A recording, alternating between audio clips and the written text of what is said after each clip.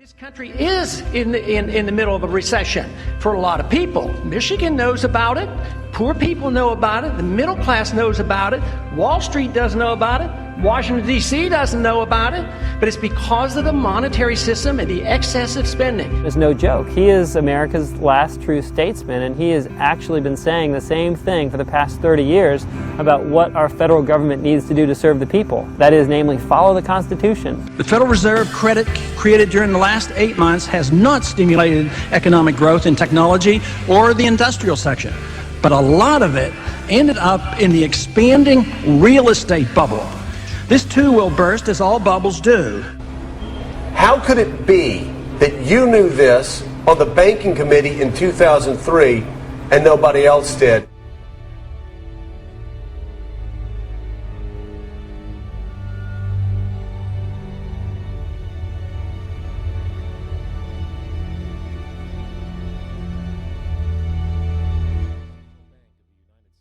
The Federal Reserve produced a document entitled Modern Money Mechanics.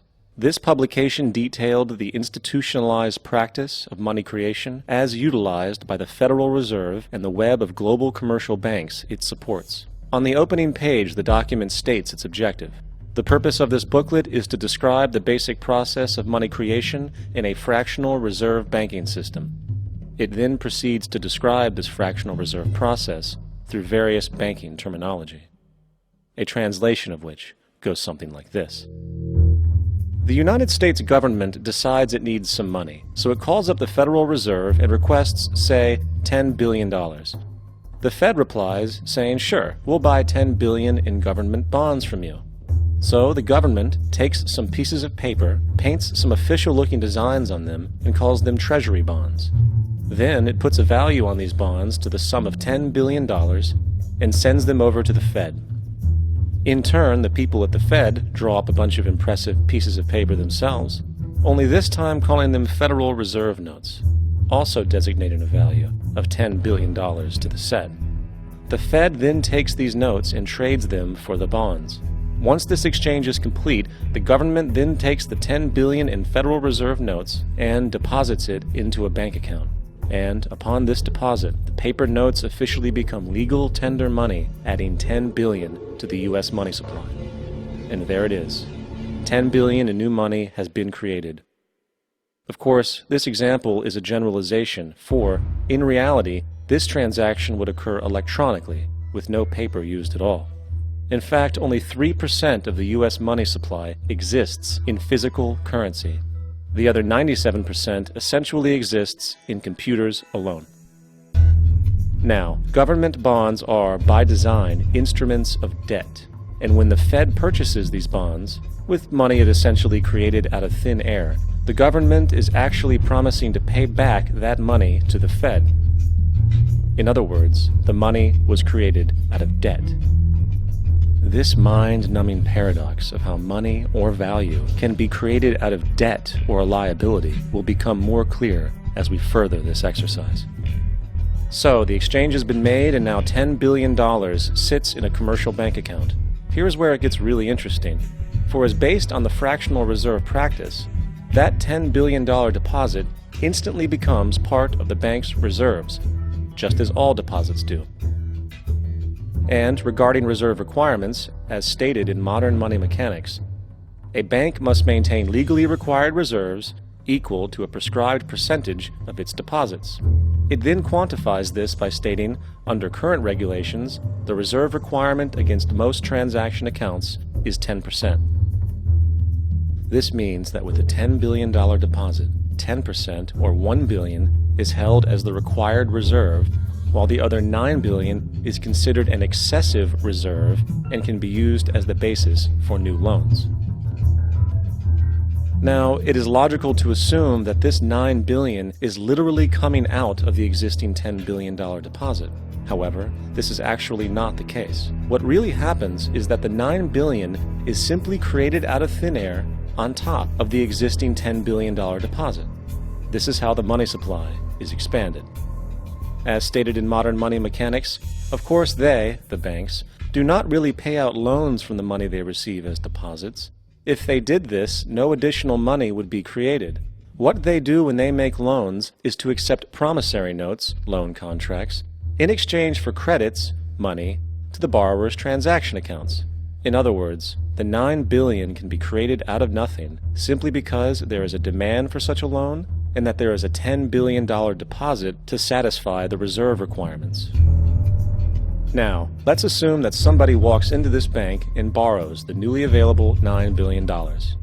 They will then most likely take that money and deposit it into their own bank account. The process then repeats, for that deposit becomes part of the bank's reserves. 10% is isolated, and in turn 90% of the $9 billion, or $8.1 billion, is now available as newly created money for more loans. And, of course, that 8.1 can be loaned out and redeposited, creating an additional 7.2 billion, to 6.5 billion, to 5.9 billion, etc. This deposit money creation loan cycle can technically go on to infinity. The average mathematical result is that about $90 billion can be created on top of the original $10 billion. In other words, for every deposit that ever occurs in the banking system, about 9 times that amount can be created out of thin air. Money jitters? Ask the obliging Bank of America for a jar of soothing instant money, M-O-N-E-Y, in the form of a convenient personal loan. So, now that we understand how money is created by this fractional reserve banking system, a logical yet elusive question might come to mind. What is actually giving this newly created money value? The answer? The money that already exists. The new money essentially steals value from the existing money supply. For the total pool of money is being increased irrespective to demand for goods and services. And as supply and demand finds equilibrium, prices rise, diminishing the purchasing power of each individual dollar. This is generally referred to as inflation, and inflation is essentially a hidden tax on the public. What is the advice that you generally get? And that is inflate the currency. They don't say debase the currency. They don't say devalue the currency. They don't say cheat the people who are saved. They say lower the interest rates. The real deception is when we distort the value of money. When we create money out of thin air, we have no savings, and yet there's so-called capital. So my question boils down to this: how in the world can we expect to solve the problems of inflation, that is, the increase in the supply of money, with more inflation? Of course, it can't. The fractional reserve system of monetary expansion is inherently inflationary. For the act of expanding the money supply without there being a proportional expansion of goods and services in the economy will always debase a currency. In fact, a quick glance at the historical values of the US dollar versus the money supply reflects this point definitively, for the inverse relationship is obvious. $1 in 1913 required $21.60 in 2007 to match value. That is a 96% devaluation since the Federal Reserve came into existence.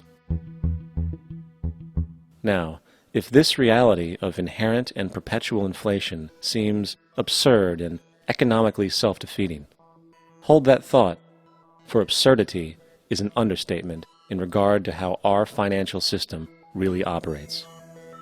For in our financial system, money is debt. And debt is money.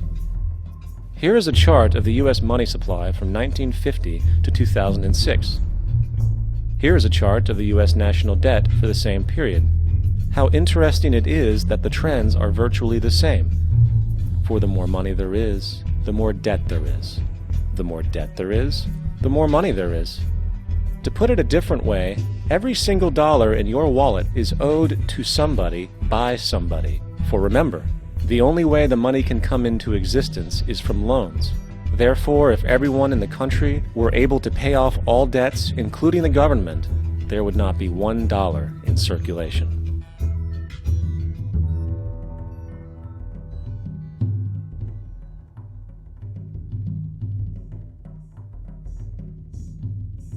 In fact, the last time in American history the national debt was completely paid off was in 1835 after President Andrew Jackson shut down the central bank that preceded the Federal Reserve. In fact, Jackson's entire political platform essentially revolved around his commitment to shut down the central bank, stating at one point, "The bold efforts the present bank has made to control the government are but premonitions of the fate that awaits the American people should they be deluded into a perpetuation of this institution or the establishment of another like it." Unfortunately, his message was short-lived, and the international bankers succeeded to install another central bank in 1913, the Federal Reserve. And as long as this institution exists, perpetual debt is guaranteed.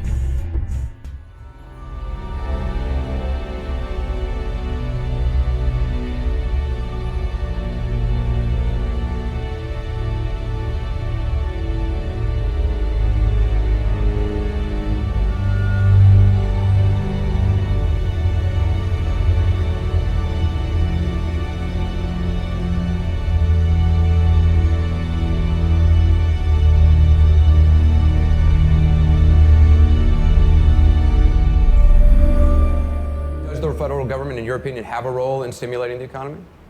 Yes, by lower taxes and less regulations. They could do a whole lot by having sound money where we don't print the money out of thin air. That causes the business cycle. That causes your bubbles. We're always dealing with the symptoms and the disease and never saying, how did this come about? You know, it comes about because we have a Federal Reserve that creates money and credit out of thin air. There's a lot of malinvestment. That's the most important thing to understand about the inflation of the monetary system, is the malinvestment. Then later on, people suffer, and you wipe out a middle class. But the evil of it all is the vehicle for financing wars that we shouldn't be in and a welfare state that we shouldn't be doing. So yes, we have a role to play, but it's a negative role. We want the people to be free. We don't want to manage the people and tell them how to live. And we need a commander-in-chief. But the most important thing on it as a commander-in-chief is not moving troops around as much as it is having a wise foreign policy that doesn't get us involved in so many things, and we get trapped and we linger. Year after year, we've been doing this for so long. Yep. And I like President Bush's argument that we have a humble foreign policy when he ran in 2000, and that we not be the policeman of the world. Would, and if so, why would Ronald Reagan endorse you? Would Ronald Reagan endorse you, and if so, why? Congressman Paul? I supported Ronald Reagan in 1976, and there were only 4 members of Congress that did, also in 1980. Ronald Reagan came and campaigned for me in 1978. I'm not sure exactly what he would do right now, but I do know that he was very sympathetic to the gold standard, and he told me personally that no great nation that went off the gold standard ever remained great. And he was very, very serious about that. So he had a sound understanding about monetary policy.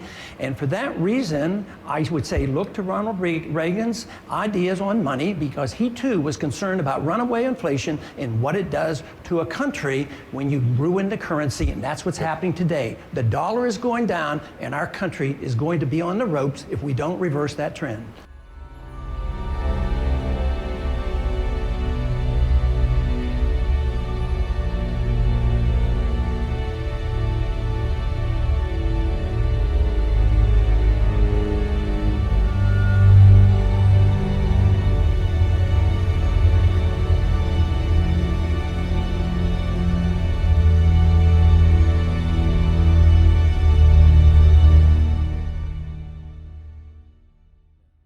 So far, we have discussed the reality that money is created out of debt, through loans.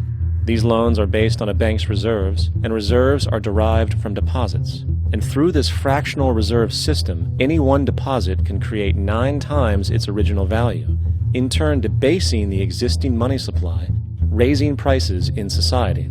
And since all this money is created out of debt and circulated randomly through commerce, people become detached from their original debt, and a disequilibrium exists where people are forced to compete for labor in order to pull enough money out of the money supply to cover their costs of living.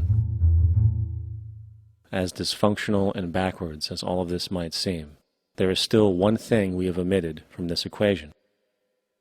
And it is this element of the structure which reveals the truly fraudulent nature of the system itself: the application of interest.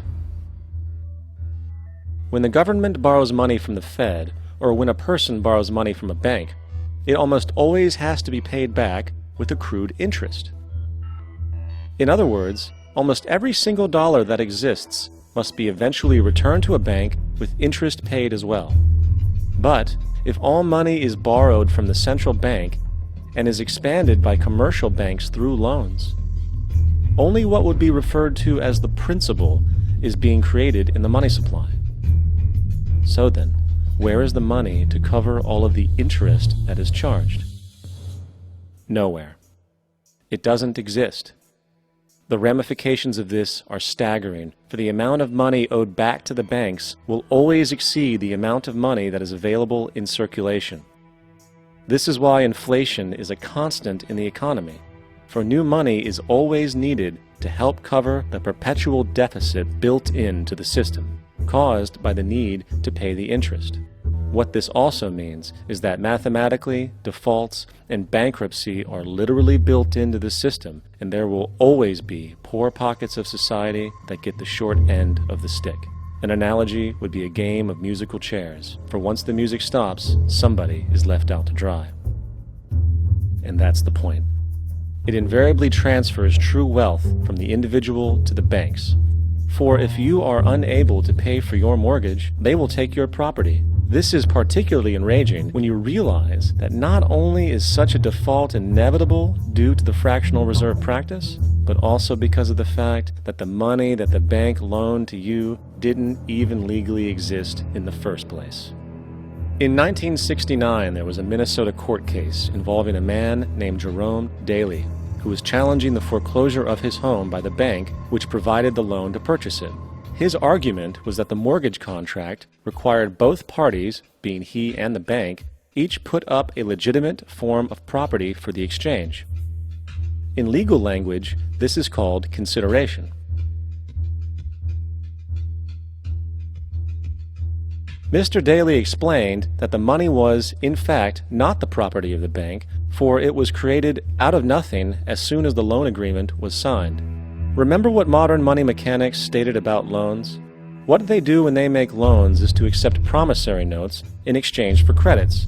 Reserves are unchanged by the loan transactions, but deposit credits constitute new additions to the total deposits of the banking system. In other words, the money doesn't come out of their existing assets. The bank is simply inventing it, putting up nothing of its own, except for a theoretical liability on paper.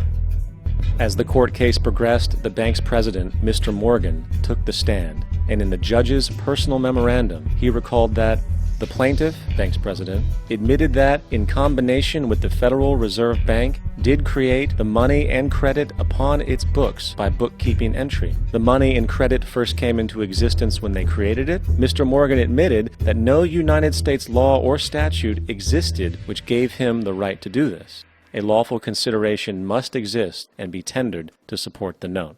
The jury found that there was no lawful consideration, and I agree. He also poetically added, only God can create something of value out of nothing. And upon this revelation, the court rejected the bank's claim for foreclosure, and Daley kept his home. The implications of this court decision are immense. For every time you borrow money from a bank, whether it is a mortgage loan or a credit card charge, the money given to you is not only counterfeit, it is an illegitimate form of consideration, and hence voids the contract to repay, for the bank never had the money as property to begin with. Unfortunately, such legal realizations are suppressed and ignored, and the game of perpetual wealth transfer and perpetual debt continues. And this brings us to the ultimate question: why?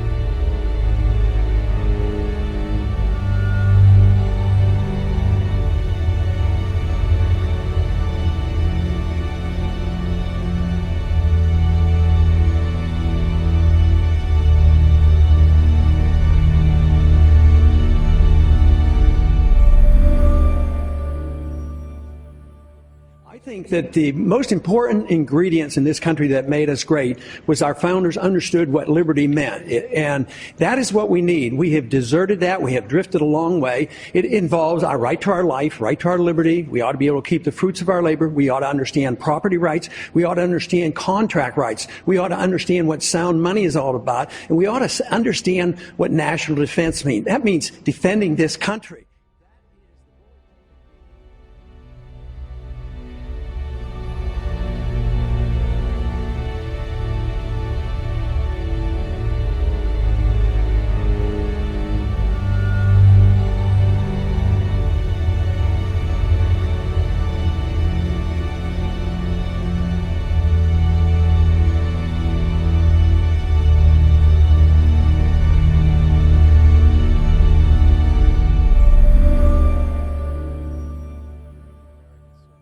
President Lincoln bypassed the high-interest loans offered by the European banks and decided to do what the Founding Fathers advocated, which was to create an independent and inherently debt-free currency.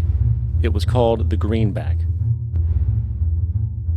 Shortly after this measure was taken, an internal document circulated between private British and American banking interests stated, "Slavery is but the owning of labor, and carries with it the care of laborers, while the European plan is that capital shall control labor by controlling wages. This can be done by controlling the money. It will not do to allow the greenback, as we cannot control that." The fractional reserve policy perpetrated by the Federal Reserve, which has spread in practice to the great majority of banks in the world, is, in fact, a system of modern slavery. Think about it. Money is created out of debt. And what do people do when they are in debt? They submit to employment to pay it off. But if money can only be created out of loans, how can society ever be debt-free? It can't. And that's the point. And it is the fear of losing assets coupled with the struggle to keep up with the perpetual debt and inflation inherent in the system, compounded by the inescapable scarcity within the money supply itself, created by the interest that can never be repaid, that keeps the wage slave in line, running on the hamster wheel with millions of others, in effect powering an empire that truly benefits only the elite at the top of the pyramid. For, at the end of the day, who are you really working for? The banks. Money is created in a bank and invariably ends up in a bank. They are the true masters, along with the corporations and governments they support. Physical slavery requires people to be housed and fed. Economic slavery requires people to feed and house themselves. It is one of the most ingenious scams for social manipulation ever created, and at its core, it is an invisible war against the population. Debt is the weapon used to conquer and enslave societies, and interest is its prime ammunition. And as the majority walks around oblivious to this reality, the banks, in collusion with governments and corporations, continue to perfect and expand their tactics of economic warfare, spawning new bases, such as the World Bank and International Monetary Fund.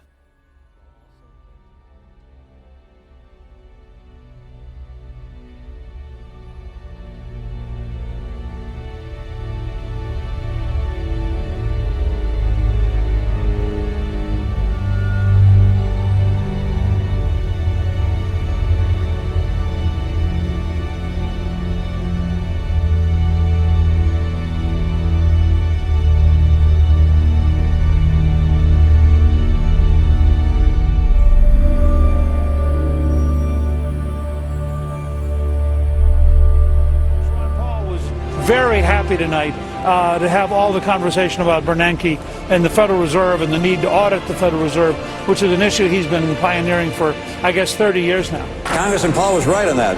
I am on Ron Paul's bill to audit the Federal Reserve. Running organizations like the TSA, I would agree with Representative Paul. Congressman Paul, you're correct. You do exactly what Ron Paul said. And Ron Paul does make a legitimate point Ron Paul, one message for 30 years. We have allowed our nation to be overtaxed and overregulated and overrun by bureaucrats. The founders would be ashamed of us for what we're putting up with.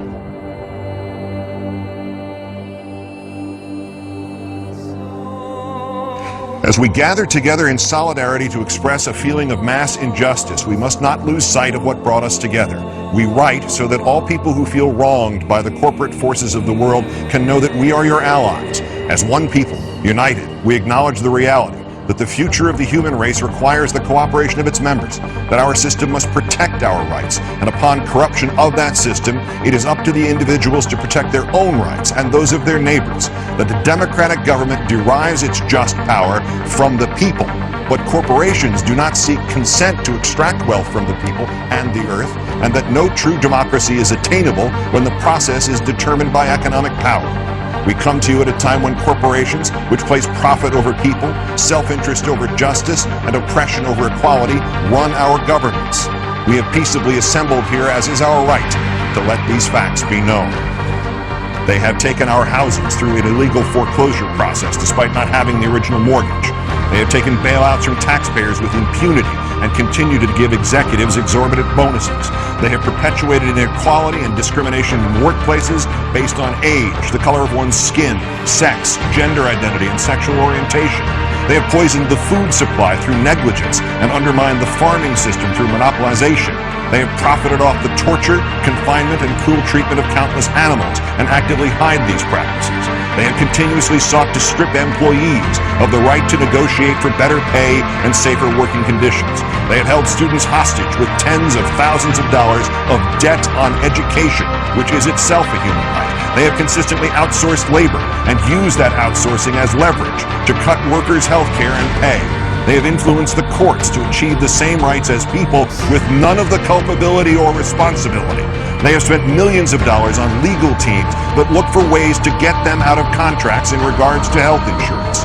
They have sold our privacy as a commodity. They have used the military and police force to prevent freedom of the press. They have deliberately declined to recall faulty products, endangering lives in pursuit of profit. They determine economic policy despite the catastrophic failures their policies have produced and continue to produce. They have donated large sums of money to politicians who are responsible for regulating them. They continue to block alternate forms of energy to keep us dependent on oil. They continue to block generic forms of medicine that could save people's lives or provide relief in order to protect investments that have already turned a substantial profit.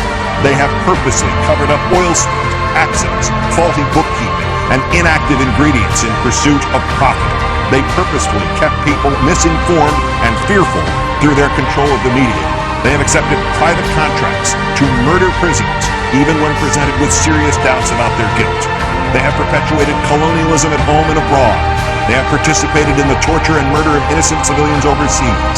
They continue to create weapons of mass destruction in order to receive government contracts. To the people of the world, we, the New York City General Assembly, occupying Wall Street and Liberty Square, urge you to assert your power, exercise your right to peaceably assemble, occupy public space, create a process to address the problems we face, and generate solutions accessible to everyone.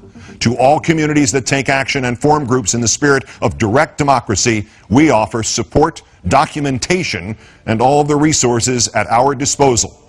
Join us and make your voices heard. Long history of the world, only a few generations have been granted the role of defending freedom in its maximum hour of danger. You are that generation. This is your role. Now is that time. Freedom must be defended from every assailant in every corner of this country, from outside the country, from inside the country, and especially from the government that wants to take it away from us.